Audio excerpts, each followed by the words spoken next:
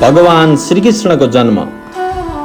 1 वर्षपछि देवकीले छोरा पाइन्, जसको नाम राखियो कीर्तिमान। वसुदेवले कष्ट सहँदै उक्त बच्चा कंसलाई ल्याएर दिए। उनी आफ्नो वचन झुटो नहोस् भन्ने चाहन्थे। वसुदेवको आफ्नो छोराको जीवन र मृत्युमा समान भाव र सत्यमा पूर्ण निष्ठावान देखेर कंस निकै खुसी भए। उनमा दया पलायो। उनले भने, तपाईँ यस बच्चालाई लिएर जानुहोस्, यसबाट मलाई कुनै पनि डर छैन। आकाशवाणी अनुसार 8औं गर्भबाट उत्पन्न सन्तानबाट मेरो मृत्यु हुनेछ, त्यसैले मैले उक्त बच्चालाई मात्रै सजाय दिनेछु। वसुदेवलाई केही समय त कंसको बदलिएको विचारप्रति विश्वास भएन, तैपनि उनी बच्चालाई लिएर फर्किए। देवर्षि नारद छिटो श्रीकृष्णको जन्म होस् र पृथ्वीको भार हलुका होस् भन्ने चाहन्थे। कृष्णको जन्म र उद्देश्यलाई कंसले रोक्न नसक्नेमा उनलाई पूरा विश्वास थियो। जब उनले कंसले पहिलो बच्चालाई केही पनि नगरी वसुदेवलाई फिर्ता पठाइदिएको सुने, उनी कंसलाई उक्साउन आए। उनले भने, कंस, ब्रजमा निवास गर्ने नन्द आदि गोप, त्यहाँका महिलाहरू वसुदेव आदि वृष्णिवंशी यादव, देवकी आदि यदुवंशका महिला र मन्द आदि सबै देवता हुन्। जसले तपाईँको सेवा गरिरहेका छन्, तिनीहरू मध्ये पनि धेरै देवता हुन्। उनले अगाडि भने, दैत्यहरूका कारण पृथ्वीको भार बढेको छ, त्यसैले देवताहरूको तर्फबाट ती सबै दैत्यको वधको तयारी गरिँदैछ। नारदको कुरा सुनेर कंसलाई यदुवंशी देवता हुन् र देवकीको गर्भबाट विष्णु भगवानले मलाई मार्नकै लागि जन्म लिनेछन् भन्ने पुरै विश्वास थियो। यदि भएपछि के चाहियो र? उनले देवकी र वसुदेवलाई जेलमा कैद गरिदिए।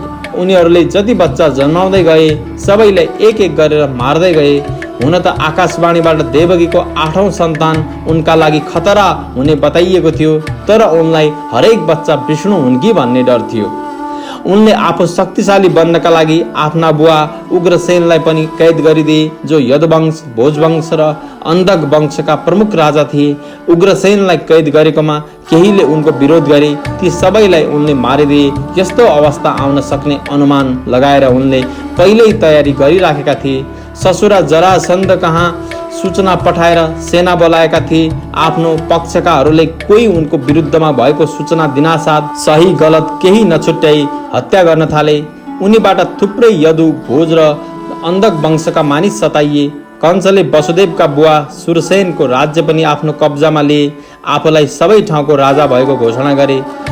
अन्य राज्यका असुर राजाहरू भौमासुर, बाणासुर, प्रलम्बासुर, वकासुर, चाणुर, तृणावर्त, अगासुर, मुष्टिक, अरिष्टासुर, द्विविद, पुतना, केसी आदिसँग सम्झौता गरे। उनका आचार्य गर्गाचार्य लगायत धेरै मानिस डरले गर्दा बाहिरबाट उनको पक्षमा देखिए पनि भित्रभित्रै पिल्सिएका थिए। कंसले आफ्नो कब्जामा लिएका राज्यका राजाहरू कौशल, विदेह, पाञ्चाल, केकय, साल्व, विदर्भ जस्ता सुरक्षित देशहरूमा शरण लिन थाले। कतिपय यदुहरू त पर्वतका गुफामा बस्न थाले। देवकीको पहिलो छोरा कीर्तिमानलाई कंसले मार्न लाग्दा प्राय धेरैले उनलाई यस कार्यबाट बचाउन खोजे। कंसले कसैको कुरा सुनेनन्। देवकी वसुदेवले एक वर्षको अन्तरालमा बच्चा जन्माउँदै गए। कंसले सबैको हत्या गर्दै गए। यसरी उनले उनीहरूका 6 जना बच्चालाई मारिदिए। देवकीको गर्भमा 7औं गर्भ बस्यो। देवकीको गर्भबाट जन्मिएर मृत्यु प्राप्त भएका 6 जना छोरा पूर्वजन्ममा देवता थिए। धेरै पहिलाको कुरा हो। प्रजापति मरीचिकी पत्नी उर्णाको गर्भबाट 6 जना छोरा जन्मिए। ती सबै देवता थिए। एकपटक ब्रह्मा आफ्नी छोरीसँग समागम गर्न उद्यत भएको देखेर उनीहरू हाँस्न थाले। उनीहरूले ब्रह्मालाई जिस्क्याएका कारण ब्रह्माले उनीहरूलाई श्राप दिए, जसको प्रभावले उनीहरूले असुर योनिमा जन्मनु पर्यो। हिरण्यकशिपुका छोराका रूपमा उनीहरूको नाम थियो उद्गित, परिस्वङ्ग, पतङ्ग, क्षुद्रवृत्त र घृणी। त्यसपछिको जन्ममा उनीहरू देवकीको गर्भमा आए, जसलाई जन्मने बित्तिकै कंसले मारिदिए। कंसलाई आफ्नो पूर्वजन्मको बारेमा थाहा थियो। पूर्वजन्ममा उनी कालनेमी नामक असुर थिए। विष्णु भगवानले उनलाई मारेका थिए। यही कारणले यदुवंशमा विष्णुको जन्म हुँदैछ भन्ने थाहा पाएदेखि उनी यदुवंशीको घोर विरोधी बनेका थिए। प्रत्येक बच्चा विष्णु हुन सक्छन् भन्ने उनलाई डर थियो। देवकीको 7औं गर्भको बारेमा श्रीमद् भागवतको 10औं स्कन्धमा एउटा कथा उल्लेख छ। देवकीको 7औं गर्भमा शेषजी थिए। श्रीकृष्णको राम अवतार हुँदा शेषजी उनका भाइ बनेर जन्मिएका थिए, जसका कारण उनले दाइको आज्ञा मान्नु परेको थियो। उनले रामलाई वनमा जानबाट रोक्न सकेका थिएनन्, त्यसैले उनले श्रीकृष्ण अवतारमा उनका दाइ बनेर जन्मन चाहेका थिए। यही कारणले उनीभन्दा पहिल्यै गर्भमा आएका थिए। देवकी र वसुदेवलाई 7औं बच्चा पनि मारिने डर थियो। वसुदेवका अन्य पत्नीहरू कंसबाट डराएर गुप्त स्थानमा बसिरहेका थिए। रोहिणी नन्द बाबाको गोकुलमा बसेकी थिइन्। भगवान विष्णुलाई यदुवंशी कंसद्वारा सताइएको थाहा नहुने कुरै थिएन। त्यसैले उनले आफ्नो योग मायालाई आदेश दिए, तिमी ब्रजमा जाऊ। यो समय मेरो अंश देवकीको गर्भमा स्थित छ, उसलाई त्यहाँबाट निकालेर तिमी रोहिणीको गर्भमा राखिदेऊ। म आफ्नो सबै ज्ञान बल आदिको अंशसँगै देवकीको छोरा बन्नेछु। त्यही बेला तिमी नन्द बाबाकी पत्नी यशोदाको गर्भबाट जन्म लिनु। तिमी मानिसहरूले मागेको वरदान दिनमा समर्थ हुनेछौ। मानिसहरूले तिमीहरूलाई आफ्ना सबै अभिलाषा पूरा गर्नेका रूपमा बुझ्नेछन्। विभिन्न सामग्रीको प्रयोग गरेर तिम्रो पूजा गर्नेछन्। पृथ्वीमा मानिसहरूले तिम्रा लागि थुप्रै स्थान बनाउनेछन्। दुर्गा, भद्रकाली, विजया, वैष्णवी, मुकुदा, चण्डिका, कृष्णा, माधवी, कन्या, माया, नारायणी, ईशानी, शारदा र अम्बिका आदि थुप्रै नामले तिमीलाई पुकार्नेछन्। देवकीको गर्भबाट अर्को गर्भमा सारेका कारण शेषजीलाई मानिसहरूले लोकरञ्जनका लागि राम भन्नेछन् र बलवानहरूमा श्रेष्ठ भएका कारण बलभद्र पनि भन्नेछन्। योग मायाले भगवानको आदेश मान्दै देवकीको गर्भलाई रोहिणीको गर्भमा सारिदिन्। गर्भ सार्ने बेलामा देवकी र रोहिणी दुवै योग निन्द्रामा थिए, योग मायाको वशमा थिए। मानिसहरूले भन्न थाले, बिचारी देवकीको गर्भ नष्ट भयो, 8औं गर्भ बस्यो। भगवान श्रीकृष्णले पृथ्वीमा जन्म लिनुको कारण श्रीमद् भागवतमा यसरी खुलाइएको छ। पृथ्वी दैत्यहरूको भारले आक्रान्त थियो। करोडौं सेना जम्मा गरेर असुरहरूले राजाको भेष धारण गरी शासन गरिरहेका थिए। राज्य सत्ता आफ्नो हातमा लिएका उनीहरूले त्यसको दुरुपयोग गरिरहेका थिए। सज्जनहरूलाई बाँच्न गाह्रो भइरहेको थियो। अति भएपछि पृथ्वीमा भइरहेको पीडाको समाधानको लागि भूमिदेवी आफ्नो वेदना सुनाउन गाईको रूप धारण गरेर ब्रह्माजीको शरणमा गइन्। उनका आँखाबाट आँसु बगिरहेको थियो। उनको मन त खिन्न थियो नै, शरीर पनि दुब्लो भएको थियो। उनले आफ्नो पुरै कष्ट ब्रह्मालाई सुनाइन्। ब्रह्माले धैर्यपूर्वक उनको दुःख गाथा सुने। त्यसपछि उनी भूमिदेवीलाई लिएर विष्णु भगवानलाई भेट्न गए। बाटोमा उनीहरूसँगै भगवान शङ्कर, स्वर्गका अन्य प्रमुख देवता मिसिए। विष्णुको निवास स्थान क्षीर सागरको तटमा पुगेर सबैले पुरुष सूक्त पाठ गरे। पाठ गर्दा गर्दै ब्रह्मा आफै भित्र डुब्दै गए। केही समयमै उनी समाधिस्थ भए। समाधि अवस्थामा उनले एउटा आवाज सुने। उनले समाधि खोलेर देवतातर्फ हेर्दै भने, मैले भगवानको वाणी सुने, जसको पालना गर्नमा ढिलाइ गर्नु हुँदैन। सबैले ब्रह्माको मुखमा हेर्न थाले। ब्रह्माले भने, भगवानलाई पृथ्वीको समस्याका बारेमा पहिल्यैदेखि थाहा छ। उहाँ ईश्वरको पनि ईश्वर हुनुहुन्छ। केही समयपछि उहाँ आफ्नो काल शक्तिद्वारा पृथ्वीको भार हरण गर्नका लागि पृथ्वीमा जन्माउनु हुनेछ। त्यहाँ उनले लीला गर्नुहुनेछ। त्यसैले उहाँले जन्म लिनुभन्दा पहिल्यै उहाँको सेवाका लागि तिमीहरू सबैले जन्म लिनु आवश्यक छ। उहाँले वसुदेवको घरमा जन्म लिनुहुनेछ। भगवान शेषले पनि उहाँको दाइका रूपमा जन्म लिनुहुनेछ। भगवान विष्णुको योग मायाले पनि, जसका कारण यो जगत मोहित छ, जन्म लिनुहुनेछ। ब्रह्माको कुरा सुनेपछि देवताहरूले श्रीकृष्णको सेवाका लागि धमाधम जन्म लिए। देवकीको 8औं गर्भ बस्यो। कंसको अत्याचार सहँदै आएका उनीहरूलाई आफ्नो कोखबाट विष्णुको जन्म हुन लागेको स्पष्ट भइसकेको थियो। यसकारण उनीहरू खुसी थिए। उनीहरूको मनमा दुःख पनि थियो। कंस लामो समयदेखि देवकीको 8औं गर्भमा आँखा गाडेर बसेका थिए। उनी जतिखेर पनि विष्णुसँग बदला लिने बारेमा सोच्न थालेका थिए। न उनी राम्रोसँग सुत्न सक्थे, न त कुनै आनन्द नै लिन सक्थे। उनको ध्यान जतिखेर पनि विष्णुतर्फ नै हुन्थ्यो। एक हिसाबले उनी पागल जस्तै बनेका थिए। विष्णुको जन्म हुने आशंकामा देवकीका अन्य 6 बच्चालाई मारिसकेका उनले 8औं गर्भलाई छोड्ने त सम्भव नै थिएन। यही कारणले देवकी र वसुदेव चिन्तित थिए। त्यसमाथि उनीहरूमाथि विशेष निगरानी राख्न थालिएको थियो। जेलको सुरक्षा व्यवस्था कडा गरिएको थियो। विष्णुको अवतारको जन्म हुन लागेको कारण देवकी र वसुदेवको अनुहारमा कान्ति झल्किरहेको थियो। विष्णु पुराणमा उल्लेख भए अनुसार देवकीलाई डरमुक्त गराई उत्साह दिनका लागि देवताहरू आफ्ना पत्नी सहित आउने गर्थे। कंसले देवकी र वसुदेवमा छाएको कान्तिको अनुमान लगाए। उनी सोच्न थाले, अब मेरो प्राण लिनका लागि पक्कै पनि विष्णुले देवकीको गर्भमा प्रवेश गरेका छन्। त्यही भएर देवकीको अनुहार उज्यालो देखिएको छ। कंस झनै आत्ते अब के गर्ने भनेर सोच्नै सकेनन्। उनी देवकीलाई मार्न पनि उचित सम्झिरहेका थिएनन्। उनका सबै बच्चा मारिसकेपछि पनि उनलाई मार्नु भनेको आफ्नो पराक्रममाथि कलङ्क लगाउनु थियो। उनले देवकीलाई मार्न नचाहनुका 3वटा मुख्य कारण थिए। पहिलो, उनी महिला थिइन्। दोस्रो, उनकी बहिनी थिइन्। तेस्रो, उनी गर्भवती थिइन्। यस्तो अवस्थामा उनलाई मार्दा कीर्ति, लक्ष्मी र आयुबाट नष्ट हुन्छ भन्ने कंसको सोच थियो। हुन त कंसले देवकीलाई तुरुन्तै मार्न सक्थे, तर त्यसबेला उनको विचार परिवर्तन भएको थियो। जुन कंसले विवाहको मंगल समयमै देवकीको घाँटी काट्न तयार भएका थिए, तीनै व्यक्ति आज यस्तो सकारात्मक सोच्ने भएका थिए। श्रीमद् भागवतमा उल्लेख भए अनुसार उनको यसरी विचार परिवर्तन हुनुको कारण देवकीको गर्भमा भगवानको अवतरण हुनु थियो, जसभित्र भगवानको वास हुन्छ। उक्त व्यक्तिको दर्शन मात्रले पनि सद्बुद्धिको उदय हुन्छ। कंस अब देवकीको 8औं गर्भको प्रतीक्षामा बस्न थाले। बस्दा, खाँदा, हिँड्दा, सुत्दा, जे गर्दा पनि त्यसैको याद गर्न थाले। जहाँ उनको आँखा पर्थ्यो त्यही उनी विष्णुलाई देख्थे। रोहिणी नक्षत्रको रातको समय थियो।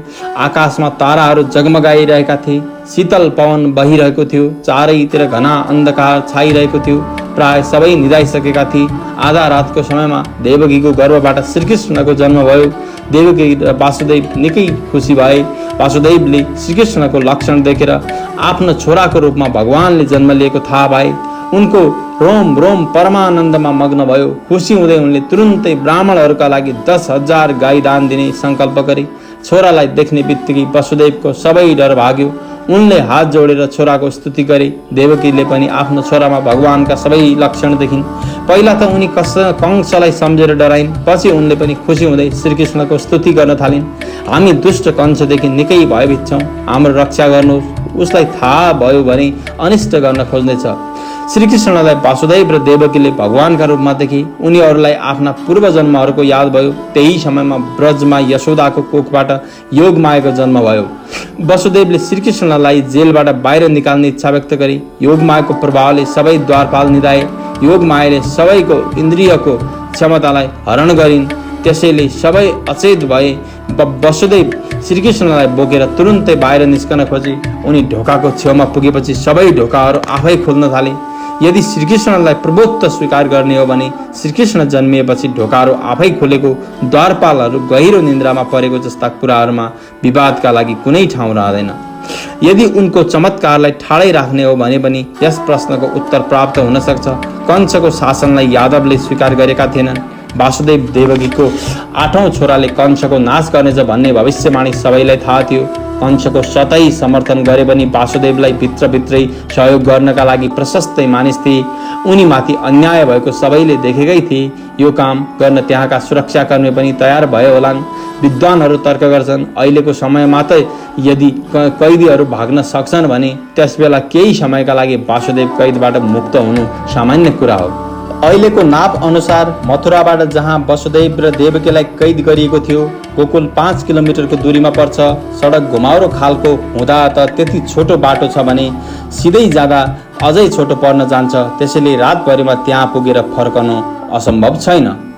वासुदेव नन्द बाबाको गोकुलमा पुगे। सबै गोपहरू निन्द्रामा थिए। यशोदाले भर्खरै छोरी जन्माएकी थिइन्। त्यसबेला उनी अचेत थिइन्। एक त उनी योगमायाको प्रभावमा परेकी थिइन्।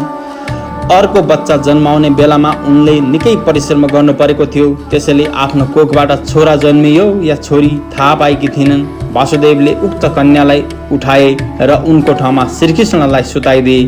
तुरुन्तै उनी जेलमा फर्किए। कन्यालाई देवकीसँगै राखिदिए। उनले आफूलाई पहिलाकै जस्तो गरेर सिक्रीले बाँधे। वासुदेव निस्कने बेलामा खुलेका जेलका ढोकाहरू बन्द भए। भर्खरै ल्याइएको बच्चाको रुवाई सुनेर द्वारपालहरू जागे। उनीहरूले तुरुन्तै देवकीले बच्चा जन्माएको खबर कंसलाई गरे। कंस यही समयको तीव्र प्रतीक्षामा थिए। बच्चा जन्मेको सुन्ने बित्तिकै उनी जुरुक्के उठे र वासुदेव देवकी भएको ठाउँमा गए। उनी यति हतारमा थिए, बाटोमा थुप्रै पटक लड्दा लड्दै बचे। मनमा नै उनी डराइरहेका थिए, यसपटक त अवश्य पनि मेरो काल जन्मिएको छ। व्याकुल अवस्थामा जेल पुगेका कंसलाई देख्ने बित्तिकै देवकीले अनुरोध गरिन्, मबाट कन्या जन्मिएकी छिन्। उनी तपाईँकी आफ्नै भान्जी हुन्। तपाईँ कन्याको हत्या गर्नबाट बच्नुपर्छ। तपाईँले मेरा थुप्रै छोरा मार्नुभयो। अब मेरो भन्नु यही एउटी छोरी छ, उसलाई त नमार्नुहोस्। म तपाईँकी बहिनी हुँ। म जस्तो अभाग्यलाई यो अन्तिम सन्तान दिनुहोस्।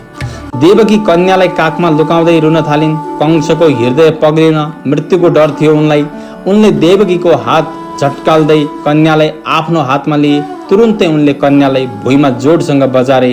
देवी भएका कारण कन्या कंसको हातबाट फुत्किन् र आकाशतिर गइन्।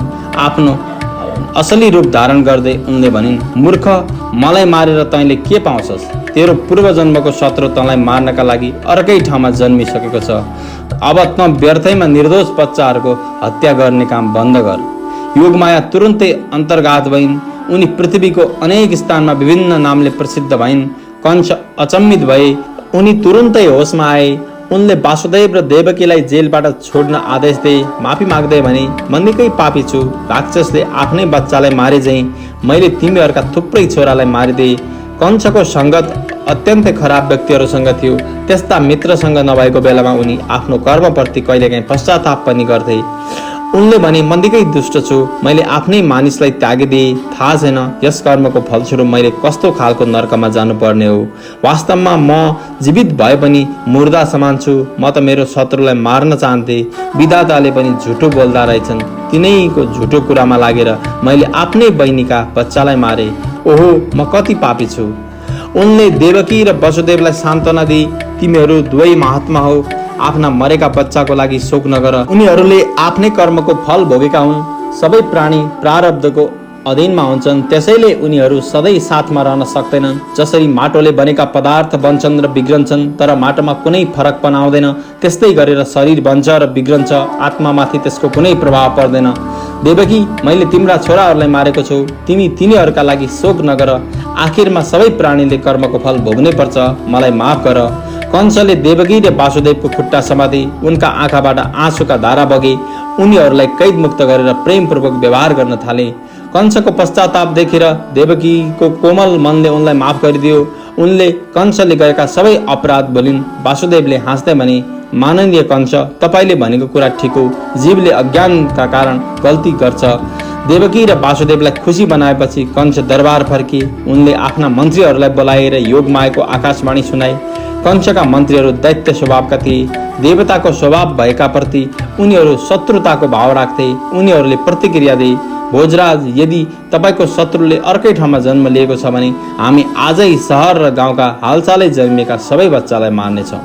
उनीहरूले कंसलाई उक्साउन थाले। झगडाका लागि आमन्त्रित गर्ने व्यक्ति देवता हुनै सक्दैन। देवता त त्यो वीर हो जसले कसैसँग झगडा हुँदैन र जो रणभूमिमा आउन सक्दैनन् तर बाहिरबाट युद्धको आह्वान गर्छन्। त्यस्ता देवता र एकान्तवासी विष्णु, वनवासी शङ्कर, अल्पवीर्य इन्द्र तथा तपस्वी ब्रह्मासँग हामीलाई के को डर? तैपनि हामीले देवताहरूको उपेक्षा गर्नु हुँदैन। तिनीहरू हाम्रा शत्रु हुन्। तिनीहरूलाई जडदेखि नै नाश गर्नुपर्छ। त्यसका लागि हामीलाई आज्ञा दिनुहोस्। रोग लाग्नुभन्दा पहिल्यै त्यसको उपचार गरिएन भने पछि पीडा दिन्छ। यदि इन्द्रियहरूलाई उपेक्षा गर्यो भने तिनको दमन असम्भव हुन्छ। त्यस्तै गरेर यदि अहिले हामीले शत्रुको उपेक्षा गर्यौँ भने उनीहरू बलियो बन्नेछन्। त्यस बेला हामीले हार्नुपर्ने अवस्था आउन सक्छ। देवताका जड विष्णु हुन्, जसलाई वेद, गाई, ब्राह्मण, तपस्या र यज्ञ प्रदान गरिन्छ। त्यसैले विष्णुलाई नाश गर्नको लागि हामीले ब्राह्मण, तपस्वी, यज्ञका लागि प्रयोग हुने सम्पूर्ण पदार्थ, गाई आदिको पूर्ण रूपमा नाश गरिदिनुपर्छ। ऋषिहरूलाई मारिदिनुपर्छ। उसै त कंसको बुद्धिले राम्रोसँग काम गर्न सकिरहेको थिएन। त्यसमाथि उनलाई सल्लाह दिने मन्त्रीहरू गलत थिए। बिस्तारै कंसमाथि मन्त्रीहरूको भनाइको असर पर्न थाल्यो। उनले आफ्नो इच्छाअनुसार रूप बदल्न सक्ने दैत्यहरूलाई सत्पुरुषहरू जति सबैको हत्या गर्ने आदेश दिए। विष्णुको अवतारका रूपमा जन्मिएका श्रीकृष्णलाई खोज्न आज्ञा दिए। सबै हिँडेपछि उनी आफ्नो महलमा बसे। त्यसबेला उनको चित्त तमोगुणले भरिएको थियो।